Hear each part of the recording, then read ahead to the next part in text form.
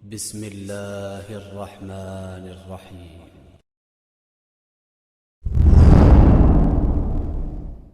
قرآن سننا پوڈکاسٹ۔ بسم اللہ الرحمن الرحیم، والصلاۃ والسلام علی سید الانبیاء المرسلین وعلی آلہ واصحابہ اجمعین الی یوم الدین۔ جیسے جیسے رمضان المبارک کا مہینہ آگے بڑھتا ہے، پہلا عشرہ گزرتا ہے تو اللہ کی رحمتیں بڑھ جاتی ہیں، دوسرا عشرہ گزرتا ہے تو اللہ تعالیٰ کی رحمتیں اور زیادہ بڑھ جاتی ہیں، تیسرا عشرہ یہ سمجھ لیجئے آپ کہ جہنم سے آزادی کا عشرہ ہے۔ اس کے لیے اللہ کے رسول نے ہمیں دعا سکھائی ہے، اللہم انی عفو تحب العفو فاعف عنی۔ ہمارے ہاں ایک رواج پیدا ہوا ہے کہ لوگ اس رات کو جاگنے کی رات کہتے ہیں، اور وہ جاگتے بھی ہیں۔ جاگنا مقصد نہیں ہے، مقصد ہے اس رات میں اپنی مغفرت کرانا۔ جب فرشتے اس رات کو اتریں گے، جیسا کہ قرآن کے اندر آتا ہے، فرشتے اللہ کی اذن سے، اللہ کی اجازت سے زمینوں پر اترتے ہیں، اور وہ یہ سروے کرتے ہیں، یہ دیکھتے ہیں کہ کون ہے جو اللہ تعالیٰ کی پناہ طلب کر رہا ہے۔ دیکھیں، کانسیپٹ یہ ہے کہ دن میں آپ روزہ رکھیں، پورے دن آپ اللہ تعالیٰ کے لیے بھوکے رہیں، اس روزے سے جو آپ نے تقوی گین کیا ہے، جو کچھ بھی تھوڑا بہت بھی آپ کے اندر ایمان آیا ہے، اس ایمان کو لے کر کے رات میں کھڑے ہو جائیں۔ قم اللیل الا قلیلا، قیام اللیل کریں۔ تو یہ رات خاص ہے، اس رات میں آپ نفلی عبادت کریں، آپ نماز پڑھیں، زیادہ سے زیادہ قرآن مجید کی تلاوت کرنے کی کوشش کریں اور دعا کریں۔ جتنی زیادہ اس رات دعا کی جائے اتنی زیادہ کم ہے، کیونکہ اللہ تعالیٰ اس رات پہلے عرش پر ہوتا ہے، اور اللہ تعالیٰ کے ہاں سے اعلان لگ رہا ہوتا ہے، کوئی ہے مغفرت مانگنے والا، کوئی ہے جو مجھ سے مانگے اور میں اسے عطا کروں۔ اس رات میں دنیا بھی ملے گی، آخرت بھی ملے گی۔ تو مانگنے والا چاہیے، جاگنے والا نہیں چاہیے، مانگنے والا چاہیے۔ جاگنا مقصد نہیں ہے، مانگنا مقصد ہے، عبادت کرنا مقصد ہے۔ عبادت خاص ہے اس رات۔ یہ رات کسی امت کو اس طریقے سے نہیں ملی جس طریقے سے ہمیں ملی ہے۔ اس رات کے بارے میں قرآن میں کیا کہا گیا ہے کہ یہ رات بہتر ہے 1000 مہینوں سے۔ تو ایک شخص 1000 مہینے کی عبادت کرے، اور کوئی شخص اس رات میں کچھ دیر کی عبادت کر لے، کچھ گھنٹوں کی عبادت کر لے، برابر ہے۔ اس کے بعد آپ ایک چیز پہ غور کریں ذرا کہ لیلۃ القدر کے اندر ہمارے ائمہ حضرات، کوئی کہہ رہا ہوتا ہے کہ فلاں دن خاص ہے، کوئی کہتا ہے 25ویں رات کہ اندیشہ ہے ہونے کا، کوئی کہتا ہے 27ویں رات کو اندیشہ ہے ہونے کا۔ تفصیل کسی حدیث میں نہیں آئی ہے۔ یہ رات وہی ہے جو چھپائی گئی ہے، 5 راتوں میں سے ایک رات ہے، اور کوئی کنفرمیشن نہیں ہے کہ یہ کون سی رات ہے، لہٰذا 5 میں عبادت چاہیے آپ کی۔ اور اسی لیے اللہ تعالیٰ نے 5 راتوں میں ایک رات چھپائی ہے تاکہ آپ 5 رات اٹھ کر کے عبادت کرو، زیادہ سے زیادہ آپ 5 رات آپ عبادت کرو گے۔ دوسری بات یہ ہے کہ اگر آپ 21ویں شب کو عبادت کر رہے تھے اور وہ لیلۃ القدر نہیں تھی، تو کیا وہ نیکیاں کاؤنٹ نہیں ہوں گی آپ کی؟ ضرور ہوں گی۔ تو اس لیے آپ یہ نہ سوچیں کہ 23ویں خاص ہے تو میں 23ویں میں زیادہ کروں گا عبادت۔ آپ یہ سوچیں کہ میں 21ویں میں بھی کروں گا، اس سے بڑھ کر 23ویں میں کروں گا، اس سے بڑھ کر 25ویں میں کروں گا، اس سے بڑھ کر 27ویں میں کروں گا، اس سے بڑھ کر چاند رات کی رات کروں گا۔ ہمارے یہاں دیکھا جاتا ہے کہ چاند رات پر خاص شاپنگ کے لیے نکلا جاتا ہے، یہ سب بند کیا جائے۔ سب سے بہتر ہے اگر ہمیں پتہ چل گیا ہے مومن کی کیا صفت آئی ہے قرآن کے اندر، سمعنا واطعنا، وہ سنتا ہے اور اطاعت کرتا ہے۔ چاند رات جو عید کی جو ایک رات پہلی ہوتی ہے وہ لیلۃ القدر ہوتی ہے، لہٰذا مارکیٹوں میں جانا بند، سمعنا واطعنا، ہمیں پتہ چل گیا ہے کہ لیلۃ القدر کی رات ہے، ہم اطاعت کریں گے، اللہ کی اطاعت کریں گے، اللہ کے رسول کی اطاعت کریں گے، کر کے ہم اپنے گھر میں عبادت کریں گے، دیٹس آل۔ دراصل لوگوں کا مزاج ہی ایسا ہو چکا ہے کہ انہیں اپنی طریقے سے جینے کا مقصد، اپنے طریقے سے جینے کی آزادی مل رہی ہے، انہیں اس چیز کا پتہ ہی نہیں ہے کہ ان کو دنیا میں بھیجنے کا مقصد کیا ہے۔ اللہ تعالیٰ نے رمضان کے اندر اتنی بڑی رحمتیں نازل کری ہیں۔ رمضان تو وہ مہینہ ہے جس میں تمام آسمانوں کے دروازے بھی کھول دیے جاتے ہیں اور شیاطین بند بھی کر دیے جاتے ہیں۔ دراصل اب ذرا مسئلہ جو ہے وہ لیلۃ القدر کا چل رہا ہے۔ تو قرآن میں تو بہت تفصیلی بات آئی ہے کہ یہ رات 1000 مہینوں سے افضل ہے۔ حدیث میں آتا ہے کہ رسول اللہ صلی اللہ علیہ وسلم فرماتے ہیں کہ جب کوئی شب قدر میں ایمان کے ساتھ حصول ثواب کی نیت سے عبادت کو کھڑا ہوگا تو اس کے تمام اگلے گناہ بخش دیے جاتے ہیں۔ اگلے صرف یہ نیت ہونی چاہیے کہ میں اس رات جو عبادت کر رہا ہوں میں صرف اللہ کے لیے عبادت کر رہا ہوں، اپنی جو عبادت جو میں کرنے والا ہوں وہ صرف اللہ کے لیے کرنے والا ہوں، اس میں کسی اور تیسرے کا انٹرفیرنس نہیں ہوگا اس میں۔ تو انشاءاللہ اللہ کے حبیب نے بتایا ہے کہ انشاءاللہ اس کے تمام اگلے گناہ معاف کر دیے جائیں گے. تو اگر ایک بندہ لیلۃ القدر میں اس طریقے سے عبادت کر لے کہ اس کی نیت صرف یہ ہو کہ اللہ میں تیرے لیے تیری محبت میں عبادت کر رہا ہوں اور تو نے تو تیرے حبیب نے بتایا ہے کہ یہ رات 1000 مہینوں سے زیادہ افضل ہے, تو انشاءاللہ اس کے تو بہت مزے ہی مزے ہیں. اور اب ایک چیز دیکھنے کو مل رہی ہے, اب آخری عشرہ جو چل رہا ہے, اب لوگوں کے اندر وہ جو جنون تھا رمضان کے آنے کا وہ ختم ہوتا جا رہا ہے. اب لوگ دھیرے دھیرے کم ہوتے جا رہے ہیں. اب پھر میں وہی بات کہوں گا کہ اللہ صرف رمضان میں ہی آتا ہے. اللہ تو صرف رمضان میں نہیں آتا نا, اللہ تو تمام پورے سال پوری زندگی تم مر کے مٹی ہو جاؤ گے لیکن اللہ تو کہیں نہیں جا رہا. اب رمضان کے اندر مسجد کی تعداد آدھی رہ گئی ہے, جو میں ابھی ہم دیکھ کر آئے ہیں. پہلے جو جگہ نہیں مل رہی تھی چلنے کے لیے, اب وہاں دوڑنے کی بھی جگہ ملنے لگی ہے. ایسے حالات ہیں. تو کیوں لوگ سمجھنا نہیں چاہتے, کیوں اللہ کی طرف اس طریقے سے نہیں جانا چاہتے کہ آخری عشرے میں اتنی شاپنگ کرنا چاہتے ہیں کہ نماز کوئی بات نہیں, نماز میں پڑھ لوں گا بعد میں, کوئی بات نہیں, میں بعد میں باقی چیزیں کر لوں. یا اپنی دکان پہ اتنا کام کرنا چاہتے ہیں, وہ سوچ رہے ہیں کہ رزق جو ہے وہ کسی اور کے ہاتھ میں نہیں نا, رزق تو اللہ کے ہاتھ میں. بہت سے لوگ تو ایسے میں نے دیکھے ہیں کہ اذان ہوئی, ان کے ہاتھ میں اگر 10,000 روپے والا کسٹمر ہے نا جو ان سے 10,000 روپے کما لے گا, وہ تو چھوڑ دیتے ہیں, ٹھیک ہے بھائی آپ یا تو انتظار کر لیں یا میں نماز پڑھ کے آؤں گا. ایسے لوگ بھی دیکھے, اور ایسے بھی دیکھیں جن کے ہاتھ میں 100 روپے کا کسٹمر ہے جو 100 روپے کما کے دے گا, کوئی بات نہیں, نماز تو اللہ نے حکم دیا ہے, بعد میں پڑھ لوں گا. تو اس میں اور اس میں فرق نہیں ہوگا, اللہ تعالیٰ اس میں فرق نہیں کرے گا کیا آخرت میں, کہ ایک بندہ جس کے ہاتھ میں نے رزق, جس کے تک میں نے رزق پہنچایا اور 10,000 کا پہنچایا, اس نے کیا کہا کہ کوئی بات نہیں بھائی آپ تھوڑی دیر بعد آ جائیں, یا ابھی انتظار کر لیں, میں نماز پڑھ کے آ رہا ہوں. اور ایک شخص کو میں نے 100 روپے کا رزق پہنچایا تو اس نے کیا کہا کوئی بات نہیں, نماز میں بعد میں پڑھ لوں گا, ابھی میں اپنے 100 روپے کما لیتا ہوں. تو کیا اللہ ان میں فرق نہیں کرنے والا؟ فرق کرنے والا اللہ تو کسی ایسے شخص کے اندر یا کسی قیامت کے روز کسی شخص کے ساتھ ناانصافی تو ہونے نہیں دینے والا. اللہ تو ہر کسی کے ساتھ انصاف کرنے والا, اس سے زیادہ انصاف کرنے والا کون ہو سکتا ہے؟ کوئی نہیں ہے نا. تو اللہ جو بندہ اس نیت سے ان سارے کاموں کو کر رہا ہے کہ اسے صرف اللہ کو راضی کرنا ہے, قیامت کے روز اللہ کے رسول کو شکل بھی دکھانی ہے کہ اللہ کہیں یہ نہ کہہ دے کہ یہ دیکھو یہ آپ کی امت ہی ایسے کام کر رہی تھی رمضان کے دنوں میں, میں نے آپ کو اتنا بتایا کہ رمضان کیسا مہینہ ہے اور آپ نے ان لوگوں کو بتایا, اور پھر بھی یہ لوگ کیسے, کیا ہم نظر ملا لیں گے اپنے اللہ کے رسول سے؟ ہم نظر ملا لیں گے؟ ہم اپنے نبی سے نظر ملانے کی طاقت رکھتے ہیں؟ ہمارے اعمال ایسے ہیں؟ سوچنا چاہیے اس چیز کو کہ قیامت باحق ہے. قیامت کا کوئی ایسا یہ نہیں ہے کہ کوئی مذاق کی بات ہے, یہ بالکل حق بات ہے. تمام نبی آئے, 1.25 لاکھ کم پیش نبی آئے اور ایک ہی بات بتا کے گئے کہ قیامت کے روز اللہ کے حضور پیش ہونا ہے. تو کیا یہ مذاق کی بات ہوگی؟ چلیے ایک باری کو دنیا کے اندر 2 یا 4 آدمی آتے, 2-4 نبی آتے اور یہ کہتے, حالانکہ ایک نبی آ جانا اور وہ تمام ساری چیزیں بتا جانا کہ قیامت کے روز کھڑے ہونا ہے, تو یہ تو ان کی بالکل حق بات ہے نا, کیونکہ نبی ہیں. یا 1.25 لاکھ کم پیش نبی آ رہے ہیں اور ایک ہی بات کر رہے ہیں کہ ہمیں قیامت کے روز اللہ کے حضور پیش ہونا ہے, اور انسان اس کے بعد بھی اتنی توجہ پہ نہیں ہے کہ وہ اللہ کے لیے اپنی عبادتیں کر لیں. اللہ نے شرک کرنا سب سے بڑا گناہ ہمارے پاس آیا ہے کہ اللہ کی ذات میں کسی کو شریک کر لینا کتنا بڑا گناہ ہے. لیکن انسان اس سے توبہ کرے, اگر وہ کرتا ہے تو اللہ تو اس کے گناہوں کو معاف کرنے والا اور نیکیوں سے بدلنے والا ہے انہیں. یہ کتنی بڑی نعمت ہے اللہ کی اور کتنی بڑی رحمت ہے اللہ کی. انسان اس چیز کو ابھی سبحان اللہ, اللہ تعالیٰ کا کیا کرم ہے, اللہ کیا فضل ہے. ایک ریپر ابھی مسلمان ہوا ہے, وہ ریپر کی اگر آپ گانے سنیں گے نا تو ایسے ایسے گانے ہیں کہ جو لیرکس ہیں وہ بہت زیادہ خطرناک اور تھوڑے, کیونکہ باہر کے تو لیرکس کافی فحاشی ہو جاتے ہیں. ان کی ہیئر اسٹائل دیکھیں گے یہ سارے, یہ لمبے لمبے بال.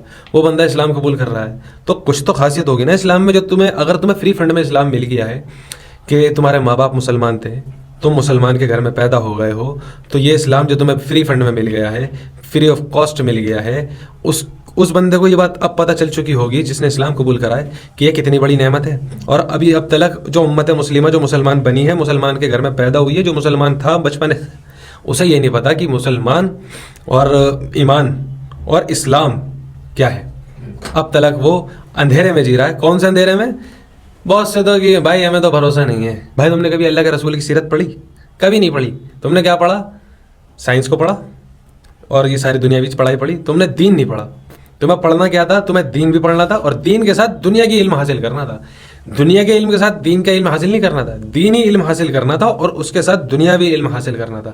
یہ تھا ایک مومن کے لیے کہ وہ دنیا کے ساتھ ساتھ اپنے آپ کو ایویلیوٹ کرتا رہے, اور دین جو اللہ کے رسول نے بتایا ہے, جو اللہ نے اللہ کے رسول تک اور اللہ کے رسول نے ہمیں بتایا ہے, جو مکمل ہو چکا ہے, وہ ہم تک پہنچ چکا ہے, تو ہمیں تو وہ پڑھنا تھا نا. اب اس کے ساتھ ساتھ انسان اتنا غفلت میں جا رہا ہے کہ آج کا دور دیکھ لیں کتنے کس حساب سے پٹ رہا ہے مسلمان. کیا وجہ ہے؟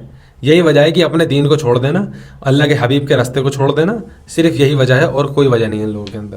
سب سے بڑا دھوکے باز شخص وہ ہے جس نے رمضان کے مہینے میں نماز پڑھی اور عید کے بعد اس نے نماز کو قائم کرنا چھوڑ دیا. یہ شخص اتنا بڑا دھوکے باز ہے کہ اس نے خود کو دھوکہ دیا, کیونکہ اللہ کو تو کوئی دھوکہ نہیں دے سکتا. مسلم, بخاری اور مسلم دونوں کے اندر متفق علیہ حدیث ہے.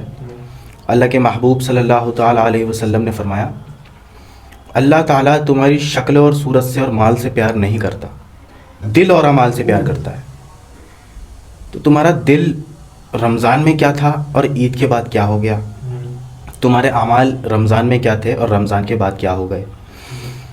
اب اس کے بعد ایک یہ سوال آتا ہے کہ یہ جو اتنی پبلک آ رہی تھی مسجد میں, نماز پڑھ رہی تھی, عید کے بعد انہیں کیا ہو گیا؟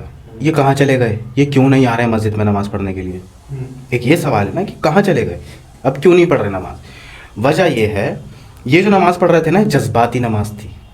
یہ جذبات کی وجہ سے آ رہے تھے, یہ اللہ کی محبت میں نہیں آ رہے تھے. یہ تقویٰ نہیں تھا, یہ جذبات تھے. اور جذبات کچھ وقت کے بعد ٹھنڈا پڑ جاتا ہے, ختم ہو جاتا ہے جذبات. اور وہ جذبات کیوں ہوتا ہے؟ کیونکہ انسان کیا کرتا ہے, انسان بھیڑ چال چلتا ہے. یہ دیکھتا ہے لوگ کیا کر رہے ہیں, جو لوگ کر رہے ہوتے ہیں یہ بھی وہی کر رہا ہوتا ہے. جب تک لوگ یہ دیکھتا ہے میرا دوست, میرا بھائی, میرا کزن, سب لوگ جا رہے ہیں نماز پڑھنے, تو اسے شرم آتی ہے, یار میں اکیلا کیسے رہ جاؤں, میں بھی چلا جاتا ہوں. تو یہ بھی چلا جاتا ہے نماز پڑھنے. لیکن جب عید کے بعد اسی کے وہ بھائی, وہ دوست, وہ محلے دار, وہ گلی کے لوگ نماز کو نہیں جا رہے ہوتے, تو یہ بھی نہیں جاتا. لہٰذا یہ جذباتی ڈاکٹرائن ہوتی ہے کہ مسجد چل رہا ہے نماز پڑھنے. عید کے بعد یہی غائب ہو جاتے ہیں جسٹ بیکاز آف جذبات. اور علم کے میدان میں جذبات کی کوئی حیثیت نہیں ہوتی. جس کو علم آ گیا نا, قرآن کے اندر اللہ تعالیٰ نے فرمایا کہ دیکھنا نماز نہ چھوڑنا اور مشرکوں میں سے مت ہو جانا. نماز کو چھوڑنے پر مشرک بتا دیا اللہ تعالیٰ نے. اور حدیث میں اللہ کے محبوب صلی اللہ تعالیٰ علیہ وسلم نے فرمایا, جس نے نماز چھوڑی اس نے کفر کر دیا. کفر اور شرک میں اور ایمان میں فرق کرنے والی چیز نماز ہے. اتنا کچھ پتہ ہونے کے باوجود بھی علم کے اوپر عمل نہیں کرتے, جذبات کے اوپر عمل کرتے ہیں, اس لیے یہ بھیڑ غائب ہو جاتی ہے. ہاں انہیں پتہ ہے کہ اگر ہماری تعداد فجر کی تعداد جمعے کی تعداد کے برابر ہو جائے گی تو یہودی اسرائیل اس دنیا سے ختم ہو جائے گا. یہ بھی جذبات ہیں ان کے, یہ جذبات میں بھی آگے کام نہیں کرتے, ان کی نیند پوری نہیں ہوتی اس ٹائم بھی. نہیں, جب جان پہ آئے گی تو پھر جائیں گے. جان پہ کیونکہ لاک ڈاؤن میں دیکھیں آپ, جب ان کی جان پہ آ گئی تھی انہیں لگ رہا تھا کہ کچھ بچا ہی نہیں, سب پیک ہو گئے, تو سب نماز پڑھ رہے تھے. ہاں, پردہ کرنا شروع کر دیا تھا خواتین نے. جیسے ہی لاک ڈاؤن ٹھیک ہوا ہے, کرونا وائرس گیا ہے, تو سب سے پہلے برقع اتار کے پھینکا ہے, اور نمازی جو لوگ تھے کام دھندے میں لگ گئے. اللہ ماشاء اللہ, اللہ نے جسے اللہ ماشاء اللہ.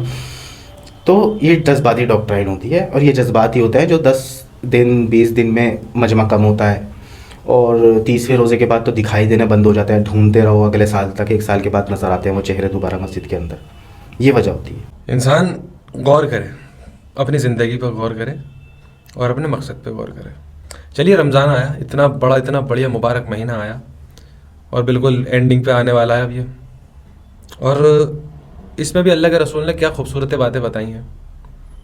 اللہ کے رسول نے فرمایا کہ 3 لوگوں کی دعا کبھی رد نہیں ہوتی.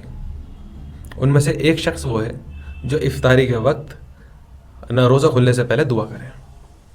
میں یہ کہتا ہوں اس وقت وہ بندہ جو اس کے اندر اتنا سا بھی تقویٰ اگر آیا ہے, اتنا سا بھی اگر اس کے اندر پیدا ہو گیا ہے, تو وہ سب سے پہلی چیز اپنے لیے ہدایت مانگے. اور صرف وہ نہیں, ہر بندہ اپنے لیے ہدایت مانگے. خیر, لیکن وہ جو بندہ جو ابھی مان لیتے ہیں کہ رمضان میں نیا تقویٰ اختیار ہوا ہے, اس نے تقویٰ اختیار کرا ہے, ایک طرح سے اگر ہم ایک لفظ میں بولیں نیا مسلمان ہوا ہے. کیوں؟ کیونکہ اس نے رمضان سے پہلے تو دین کو اس نے سمجھا ہی نہیں تھا. اس نے کیا سمجھا تھا؟ جمعے کی نماز پڑھ لوں گا, جو آپ نے ابھی بات کہی کہ نماز شرک اور ایمان میں فرق کرنے والی چیز نماز ہے. اب اس نے نماز تو 5 وقت کی پڑھتا نہیں ہے, وہ جمعے کی نماز پڑھنے والا ہے, تو اس کے لیے تو کوئی مسئلہ ہی نہیں رہا نا. اب رمضان کا مہینہ آیا, اس نے 5 وقت کی نماز اسٹارٹ کر دی. اس نے شاید کہیں نہ کہیں تھوڑا سا تقویٰ اختیار کرا, کہیں نہ کہیں مان لیتے. تو اللہ کے رسول نے فرمایا کہ 3 لوگوں کی دعا کبھی رد نہیں ہوتی. تو جب افطار کے وقت وہ دعا مانگے تو یہ مانگے کہ اللہ مجھے ہدایت سے نواز دے, اپنے دین کا سچا علم عطا کر دے, اور میرے تمام پچھلے گناہوں کو معاف کر دے. اور پھر ایک اور حدیث میں اس میں کنیکٹ کرنے جا رہا ہوں, وہ یہ ہے کہ اللہ کے رسول نے فرمایا کہ اللہ کو سب سے زیادہ محبوب نوجوان کی توبہ ہے. کہ ایک نوجوان جب توبہ کرتا ہے تو سب سے زیادہ محبوب ہوتا ہے اللہ کو وہ اس وقت. تو سبحان اللہ، اللہ تعالیٰ کتنا رحیم ہے، یہ انسان کو سمجھنا چاہیے. اللہ اتنا عالم الغیب اور اتنا رحمت والا کہ ہم نے حدیث خود پڑھی ہیں کہ اس وقت جو اللہ اپنی رحمت کر رہا ہے دنیا میں وہ 1% ہے. قیامت کے روز وہ 99 گنا اسے ملٹیپلائی کر کے ہمارے اوپر قیامت کے دن بھی وہ رحمت کرے گا، کیونکہ اس دن اللہ سے زیادہ رحمت کرنے والا کوئی نہیں ہوگا، اللہ سے زیادہ سخی کوئی نہیں ہوگا. اور آج بھی میں یہ کہتا ہوں، اور جو مومن ہے جو مسلمان ہے وہ یہ کہتے ہیں کہ آج بھی اللہ سے بڑا سخی کوئی نہیں ہے. حالانکہ دنیا میں ہو، لیکن اللہ سے بڑا سخی آج بھی کوئی نہیں ہے، اللہ سے بڑا رحمت والا کوئی نہیں ہے. ابھی ہمارے ایک جاننے والے ہیں، وہ سمجھیے بہت تیز اسپیڈ پہ گاڑی چلا رہے تھے، ان کا ایکسیڈنٹ ہوا ہے، اللہ نے ان کی جان بخش دی. آپ سوچئے گا 160 کی اسپیڈ بتا رہے ہیں بائک پہ، اور 160 کی اسپیڈ پہ اگر کسی بندے کا ایکسیڈنٹ تو اللہ ہی بہتر جانے اس کا کیا ہو سکتا ہے. لیکن اللہ کا فضل ہے، ان کی جان بھی بخشی، اور الحمدللہ بہت کم چوٹوں میں اللہ تعالیٰ نے ان کی جان بخش دی. اب سوچ کے دیکھیں، کوئی میں نے ایسے بندے دیکھے ہیں جن کی 30 کی اسپیڈ پہ ایکسیڈنٹ ہوئے ہیں اور ان کے گھٹنے کی جو یہ جو نی ہوتی ہے نا جس میں کٹوری کہتے ہیں ہم لوگ، وہ ٹوٹ جاتی، کمر بینڈ ہو گئی، آپریشن ہوئے، کیا کہتے ہیں وہ لگیں اسکروز لگے، ایسی حالت. اور ایک بندہ 160 پہ گرا ہے اور اللہ تعالیٰ نے اتنے رحم کرا اس بندے پہ کہ اس کی جان بھی بخش دی اور اسے کوئی زیادہ بڑی چوٹیں نہیں دی. تو یہ کتنی بڑی رحمت ہے. لیکن انسان اتنا بڑا ناشکرہ بن چکا ہے اپنے رب کا، اتنا بڑا اور باغی بن چکا ہے. باغی تو نہیں بننا تھا نا، اللہ کی رحمت کے طلبگار ہونا تھا نا ہم لوگوں کا. تو ہم لوگ باغی بن چکے ہیں شہباز بھائی. ہم جب دیکھتے ہیں نا کہ کوئی ہمارے سامنے آ رہا ہے تو ہم بالکل اللہ والے بن جاتے ہیں، جو بندہ مومن ہو رہا ہوتا ہے یا مسلمان بن چکا ہوتا ہے.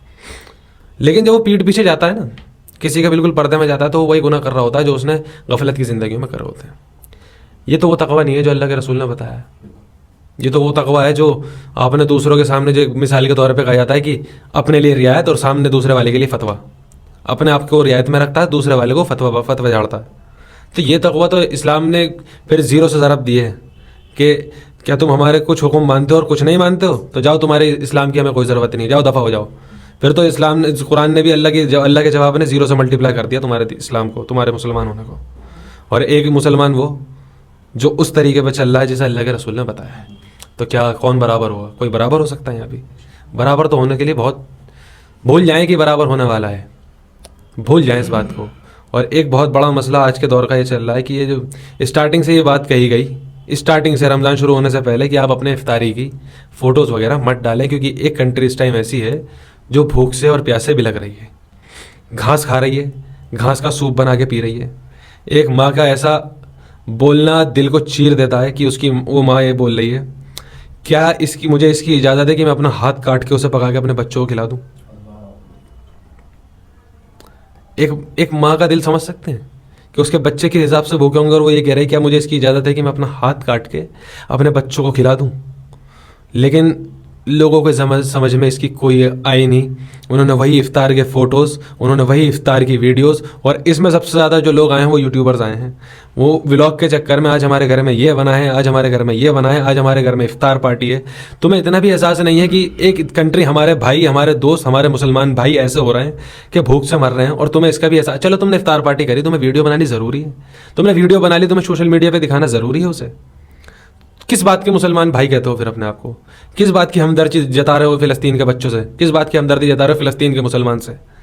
یہ اسلام نہیں ہے. پھر اس طریقے کے اسلام اللہ کو بھی قبول نہیں ہے کہ تمہارا ایک طرف تمہارے بھائی جو ہیں وہ بھوکے مر رہے ہو اور دوسری طرف تم عیاشیاں اڑا رہے ہو، اور اگر اڑا رہے ہو تو اسے جتا بھی رہے ہو، لوگوں کو دکھا بھی رہے ہو. ایک بچہ سوچے گا وہاں کا، اگر کوئی ویڈیو دیکھے گا کیا سوچے گا وہ کہ یہ ہمارے مسلمان بھائی ایسا کھانا کھا رہے ہیں اور ہم ایک گھاس کا سوپ پی رہے ہیں یہاں پہ. سوچنے والی سمجھنے والی کوئی عقل صلاحیت دی اللہ نے، وہ سمجھنے کے لیے کوئی تیار نہیں ہے. اپنی مرضی کی زندگی جینا چاہتے ہیں، اپنی مرضی سے چلنا چاہتے ہیں، اس طریقے پہ نہیں جینا چاہتے جیسا اللہ کے رسول نے بتایا ہے. جیسا اللہ کے رسول نے پریشانیاں اٹھائی ہیں نا، ویسا کوئی نہیں جینا چاہتا. یہ سب اپنے طریقے سے جینا چاہتے ہیں. اچھا، رمضان کے مہینے میں آخری عشرہ سب سے زیادہ اسپیشل بنتا ہے اعتکاف کے تعلق سے. اعتکاف کا مطلب ہے پردہ کر لینا، اور اللہ تعالیٰ کے در پہ جا کے ایسے بیٹھ جانا کہ آپ کے اور اللہ کے بیچ کوئی نہ ہو. یہ لیپ ٹاپ اور موبائل لے جا کر کاروبار بھی چل رہا ہے، کام بھی چل رہا ہے، فون کالز بھی چل رہی ہیں، میسیجز بھی چل رہے ہیں، اور یہ کہنا کہ میں ایک ملٹی نیشنل کمپنی کے اندر ورکنگ ہوں تو مجھے وہاں پہ رسپانس کرنا ضروری ہے، اس لیے میں لیپ ٹاپ لے کے جا رہا ہوں، یا میں ٹریڈنگ کرتا ہوں، یا میرے میل آتے ہیں، میں میل پر رپلائی کرنا ضروری ہوتا ہے. تو اسے تو اعتکاف نہیں کہتے، ڈرامے بازی کہہ سکتے ہیں. جو اعتکاف ہوتا ہے ہم نے دیکھا ہے، سب سے پہلے اللہ کے رسول کو دیکھیں آپ کہ اللہ کے رسول صلی اللہ تعالیٰ علیہ وسلم اپنی پوری زندگی آپ نے اعتکاف فرمایا ہے. مسجد میں آپ پردے میں چلے جایا کرتے تھے، اور اس پردے میں سے آپ صرف فرض نماز کے لیے نکلتے تھے یا غسل کے لیے نکلتے تھے. جی، آخری سال میں اللہ کے رسول نے پورے 30 دن کا اعتکاف کیا. اعتکاف بہت بڑی چیز ہے، بہت بڑی چیز ہے. یوں سمجھیں آپ کہ جو شخص اعتکاف میں بیٹھا اور وہ خلوص کے ساتھ، اخلاص کے ساتھ، نیک نیتی کے ساتھ اس نے اعتکاف پرفیکٹ کیا اور پورے عید تک، مطلب چاند رات تک وہ اعتکاف میں رہا، تو اللہ تعالیٰ اس کے اگلے سارے گناہ معاف کر دیتا ہے. اور وہ شخص اب ایسا ہے جیسے ابھی وہ اس دنیا کے اندر پیدا ہوا ہو، کیونکہ وہ اللہ سے ملاقات میں تھا، اس دنیا سے آف موڈ پر تھا، اور اللہ تعالیٰ کا مہمان بننے پر وہ آن موڈ پہ تھا، اور وہ 10 دن اللہ تعالیٰ کا مہمان رہا ہے. اور آپ سوچ کے دیکھیں اس شخص کے اوپر کیسا نور ہوگا اللہ تعالیٰ کا. وہ والا نور نہیں جو پبلک سمجھتی ہے. پبلک تو یہ سمجھتی ہے، لوگ یہ سمجھتے ہیں کہ خوبصورت ہونا نور ہے، گورا رنگ ہونا نور ہے، گلابی ہونٹ ہونا نور ہے. ایسے تو رتک روشن کو جبہ پہنایا، اس سے تبلیغ کرایا آپ، اور چشتیوں کھیلے ہولی تو وہ نور نہیں ہے. نور کہتے ہیں کیریکٹر کے پرفیکٹ ہونے کو، پیور ہونے کو.